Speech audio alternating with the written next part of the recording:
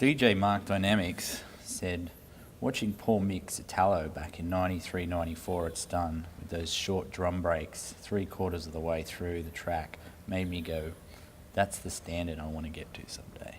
Oh, again, very, very flattered. Someone of his quality making a comment like that, that's really touching. I think that I'm a good DJ in terms of my basic beat mixing, but also the way I can make the music flow for a night, which is why I put myself on for the whole night at Stun and with the bell, and then also the bacchanalias like that. I never thought of myself as a very tricky DJ. I wasn't one with breakbeat and up tempo, happy hard and breakbeat. I'd sometimes do little beat fills, cuts and things like that. Moving on to your style.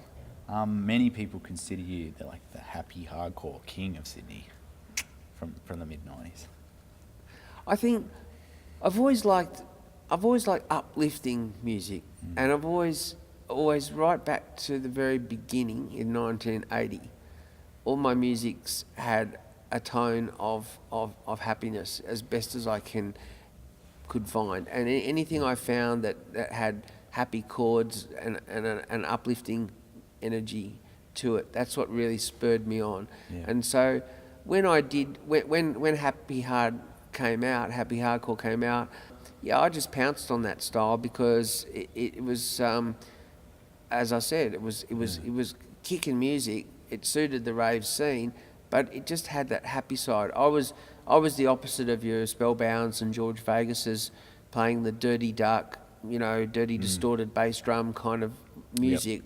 I just, I respect them for what they played, but it was not my cup of tea. I liked things that were happy and uplifting, so that was just me. Your house background. I think it came from a bit of the house background too, because you're right, the house music was very soulful and uplifting, and so when I was playing my Italo, when I was playing my happy hard, anything that I was playing was always tinged with a sort of a happy edge, Well, I mean, apart from your mixing, another one of your key, elements that we all know you for is you dancing behind the decks and pumping up the crowd.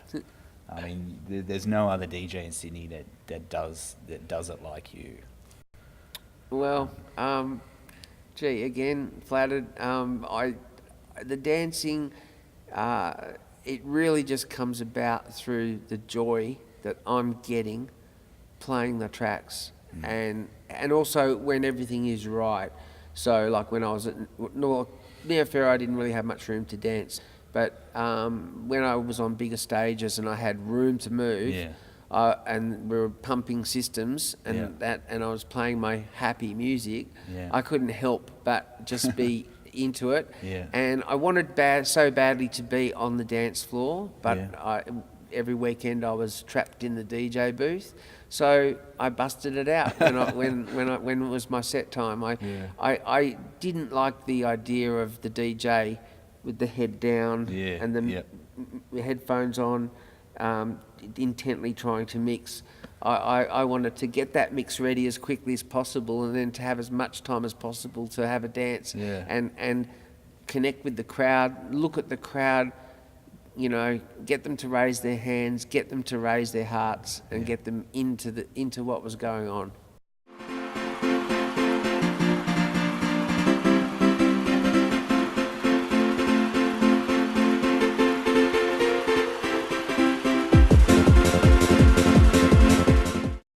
Another element to you is that you are also a successful producer and songwriter.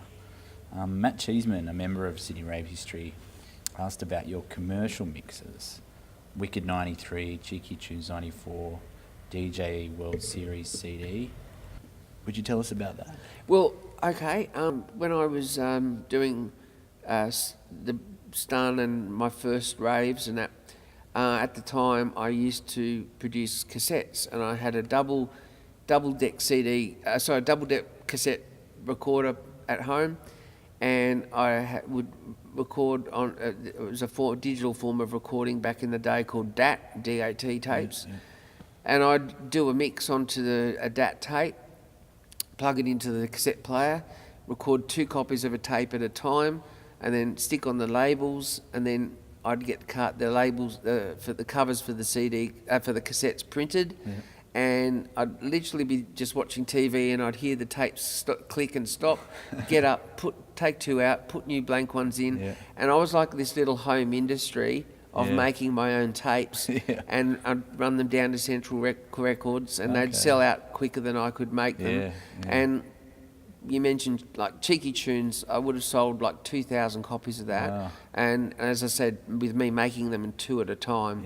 So, you know, that was a lot of work, a lot of labour of love there. And then the DJ World Series, that was my first transition to CD. Then I went on to get into Hard House. For the next few years after I'd been in the rave scene for quite some time. I moved into Hard House, and my CDs that came out in those later releases, which after that were all CDs, they were Hard House releases. The ones we all used to play at raves. But the tracks that I actually made myself, like Good Fun and It's Feel Great to Deviate, Intensify, those tracks, people don't know that here, but I had overseas success with some of my records.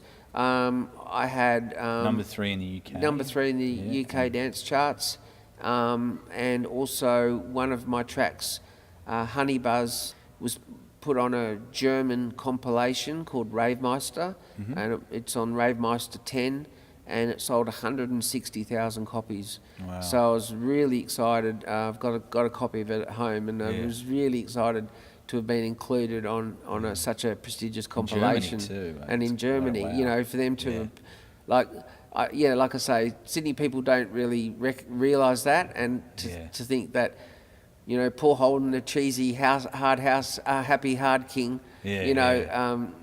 actually made music that Germans would put on a compilation, because we all know what the Germans are like. Love Parade, hello. But the sound of their music. Oh, of course. That's where the great, I think it was Frank de Wolf trance. And some of the best stuff came. But definitely they didn't play anything like what I played.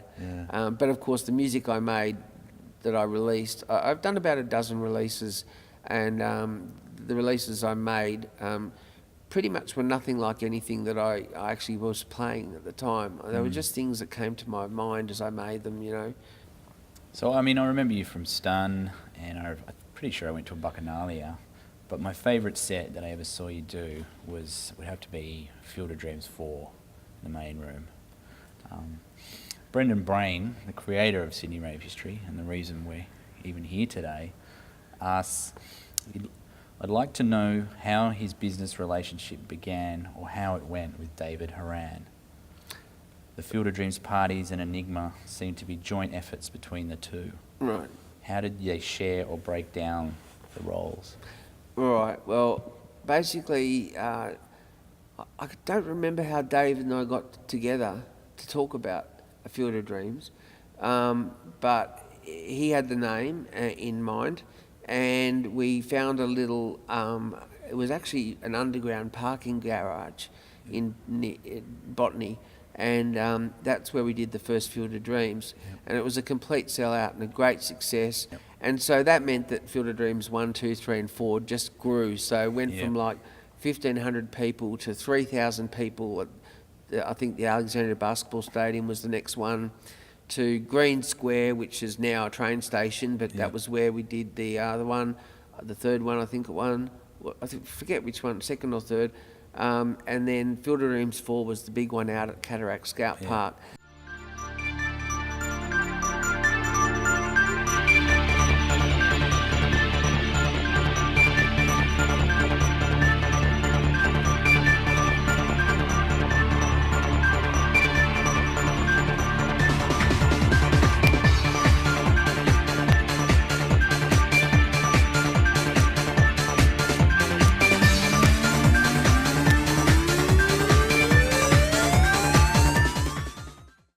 It was formulated by David and I, and we shared different roles in the production So David was the marketing whiz, and so he came up with everything from like the little key tags that we used in promotion to the advertising layout and all that sort of stuff, and promotion, advertising placement, things like that. Yep. And I did the production side again because that's my forte, with designing the lights and sound and ordering the sound as required and making sure that it was top notch and all that sort of stuff. Yeah. People in business do have ups and downs, and people don't know, but I'm very flattered what you said about your favourite set, Field of Dreams 4. And I know that I did put on a good show that night, and yet you don't know that at that time I had a huge argument with David that afternoon, Yeah. and was prepared to leave the site. Yeah. And I really was prepared to leave, and I was booked to do 2 sets, a main time up-tempo set and then the closing set. So I think it would have been a very different party without me, but we smoothed over our differences, and then we went ahead with it. Okay, this is it. Thank you very much for coming. We hope you've had a good night. We've got 3 more hours of music outside. How about a clap for David Moran, the driving force behind the party? Do you want one more? The first one's from Jezza Thompson from SRH Admin, who stated that you taught a lot of people to mix back in the day. He wondered who were Paul Holden's prodigies. Well, I couldn't really tell you names, people that have gone on to make big careers of themselves, but I have had people do everything from come around for private lessons to one guy flew up from Adelaide and stayed a week, and I gave him a week of intensive in my house. A guy from Perth who's actually is well known over there, DJ Akoic.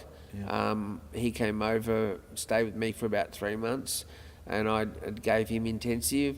Then I started teaching at the United DJ Mixing School. Yep. And Kieran Way, DJ KC, who runs it, says that out of all of the teachers that he's had over the years, I'm his favourite teacher. He says he loves the way I teach, and he normally would go out and have a beer when the classes are on, but always he'd sit at the back in the corner or behind his desk. He always used to like hearing what I'd say, so that's very touching, you know.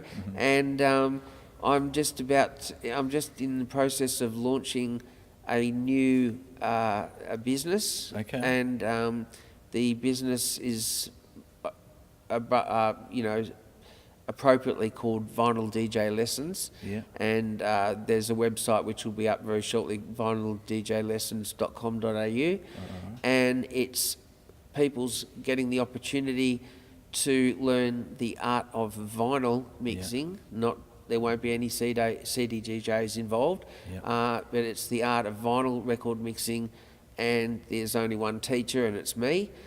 So anyone, if you're interested, Sign me up. Good. If you're interested, we'll talk about it later. But to anyone out there who's really hankering to understand how you get beats matched and how you get it together. As I say, in about a month's time, there'll be a website up. And through that website, you can contact us and make a booking, and you get private one-on-one lessons with me. And it's something I'm really excited about. I've been working really hard on it the last 2 weeks.